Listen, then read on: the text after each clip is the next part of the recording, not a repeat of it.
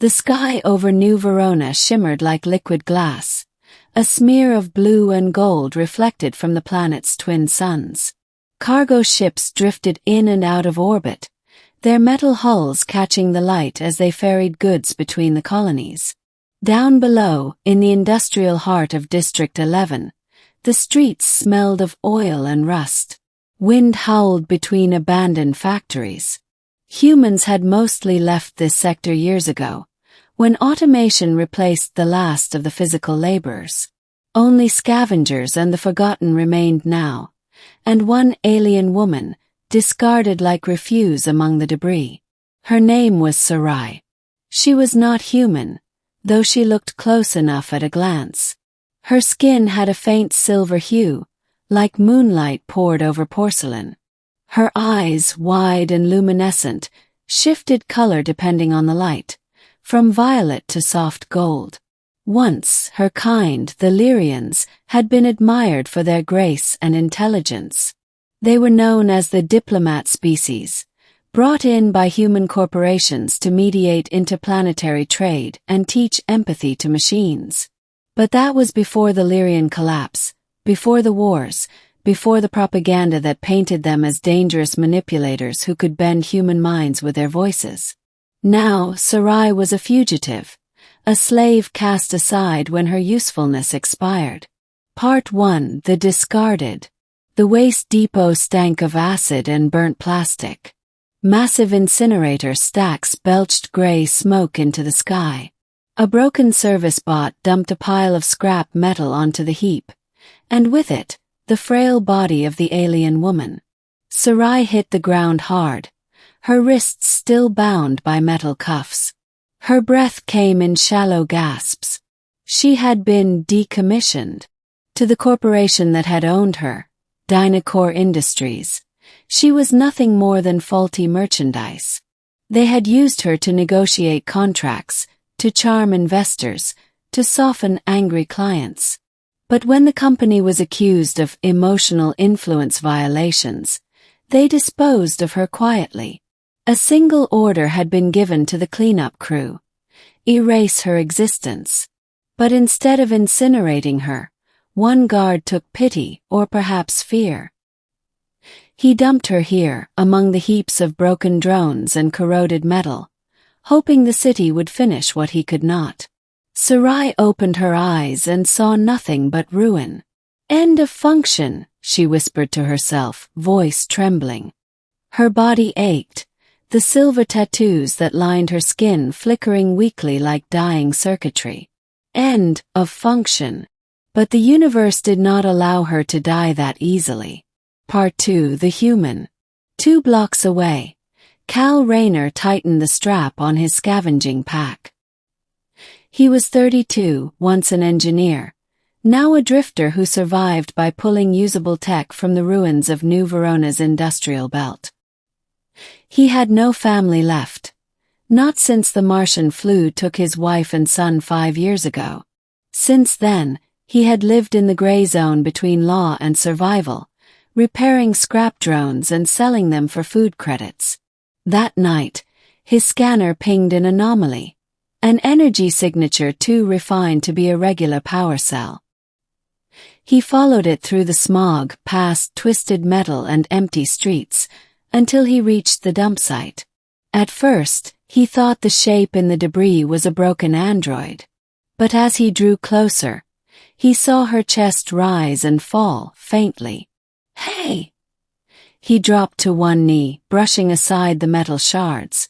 "You're alive." Her eyes flickered open. For a moment Cal forgot how to breathe. Those eyes weren't mechanical. They glowed softly, like starlight trapped behind glass. "Don't touch me," she whispered hoarsely, flinching.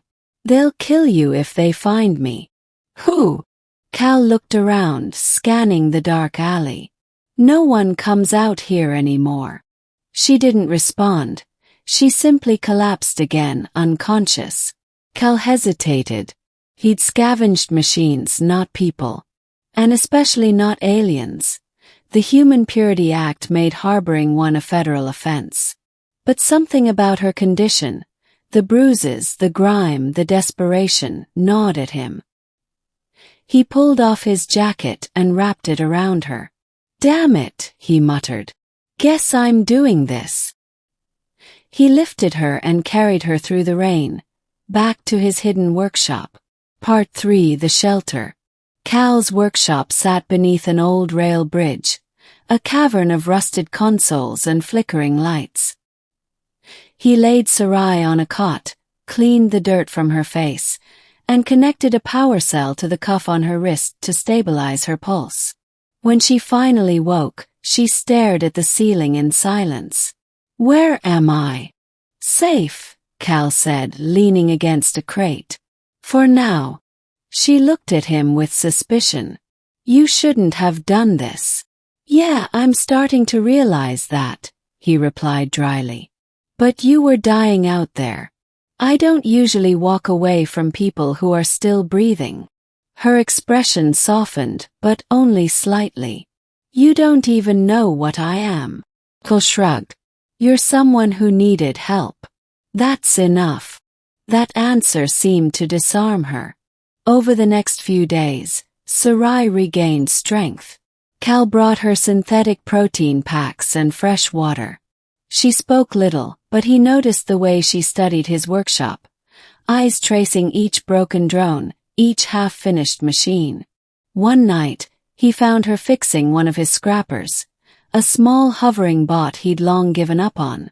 "You fixed it." "I reconnected the neural relay," she said simply without looking up. "Your tools are primitive but effective." He smiled faintly. "Thanks. Guess I could use an extra pair of hands." She turned to him then, eyes glowing a soft amber. "You're not afraid of me." "Should I be? They told you my kind can control emotions. That we twist human thought." He met her gaze steadily. "I think humans do enough twisting on their own." For the first time she smiled, a fragile, uncertain curve of her lips. Part 4: The Past That Hunts. But peace never lasts long in a city like New Verona. One morning, Cal woke to the sound of boots and static outside the bridge. Dynacore enforcement. They were scanning the district, searching for unregistered biologicals. Sarai froze.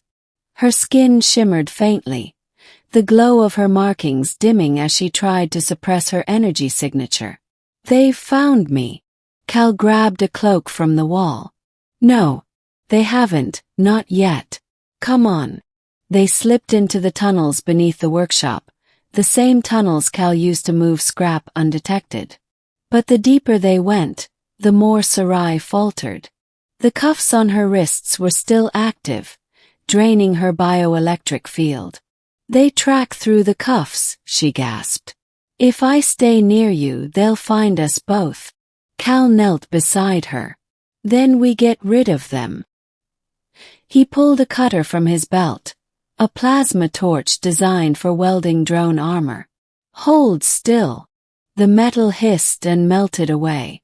She screamed but didn't pull back. When the last cuff fell to the ground, her skin flared with light, brilliant gold surging through her veins like fire. "What the hell?" Cal whispered. Sarai's voice shook. "My power, it's returning." Moments later, the tunnel shook with an explosion. Dynacore units had found the entrance. "Move!" Cal shouted. They ran. Blaster fire echoed behind them. Sarai stumbled, clutching her side, but Cal caught her arm and pulled her through the maintenance hatch into the old metro lines. As they ducked behind a collapsed pillar, she looked at him, truly looked. "Why are you doing this, Cal Rayner? You could turn me in and earn more credits than you'll make in a lifetime." He laughed breathlessly. "Because credits don't mean much when you've already lost everything." Part 5: Secrets of the Lyrians. They hid in the tunnels for 2 days. Cal patched her wounds while Sarai explained the truth behind the Lyrian collapse. Her people had not manipulated humans. They had saved them. When early AI systems began to develop sentience, human corporations panicked. Lyrians, with their empathic neural fields, were used to stabilize the AI, to prevent full rebellion. But when the Lyrians began dying from the process, the corporations silenced the truth. They branded them as emotional saboteurs, executed the survivors, and seized their technology. Sarai had been one of the few spared, kept alive to train corporate negotiators until she, too, was deemed obsolete. "I am the last of my kind," she said softly. "Or so I believed." Cal listened, anger simmering in his chest. "They turned you into a tool." "That is the human way," she said, not with bitterness but with sorrow. But as she spoke, her energy stabilized, the golden light within her pulsing in rhythm with her breath. Cal noticed the faint hum in the air around her, the warmth, the calm. "You're doing something to me." "I cannot help it," she admitted. "My field reacts to emotion. It heals, it soothes." He met her gaze. "Then don't stop." In that silent darkness, surrounded by the echoes of the city above, they found a fragile connection, something neither of them had felt in years. Part 6. Betrayal, but hope is fragile. On the third night, Cal left to scavenge for supplies. When he returned, the entrance of the tunnel was surrounded by drones. Dynacore had traced them. He burst inside, only to find Sarai standing before a group of armored officers, her hands raised, golden light spilling from her palms. The soldiers stood frozen, eyes blank, caught in the gentle web of her influence. "Sarai, stop!" Cal shouted. She turned to him, eyes glistening with tears.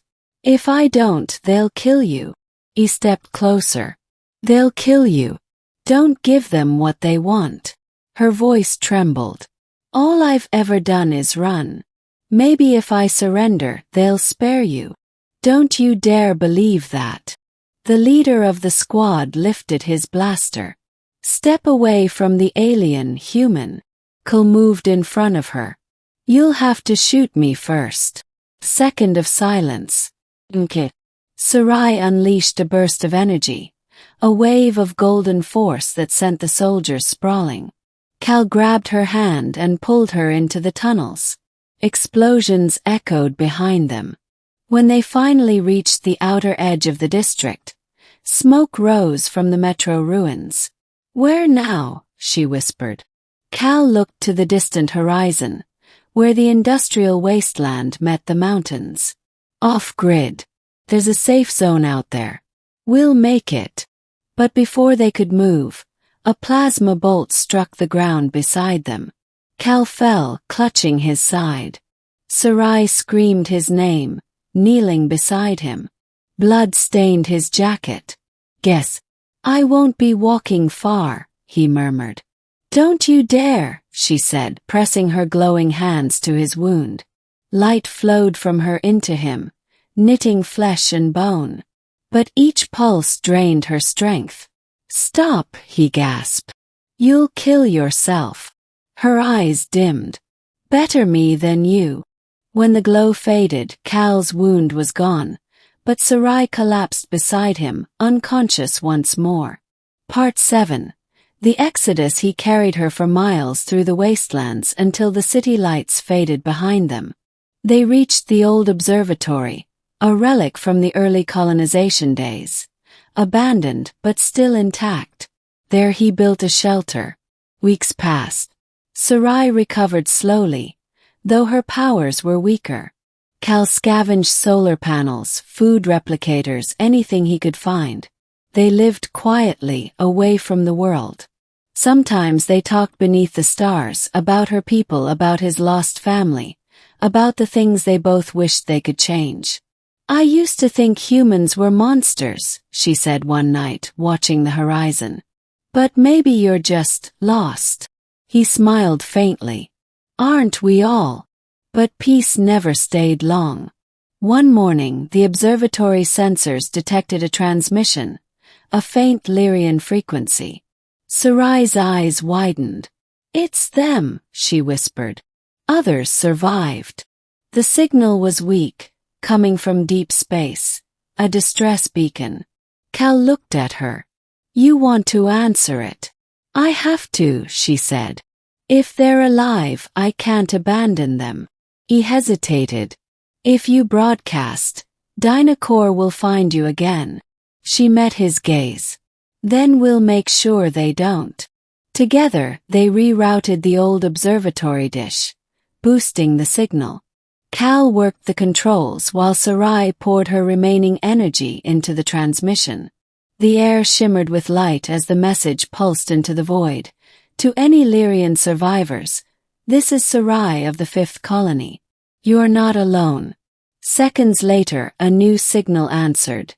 Faint but real. Cal grinned. "They heard you." But the joy was short-lived. The observatory alarms blared. Dynacor interceptors approaching fast. Part 8. The final stand. Cal turned to Sarai. "Go.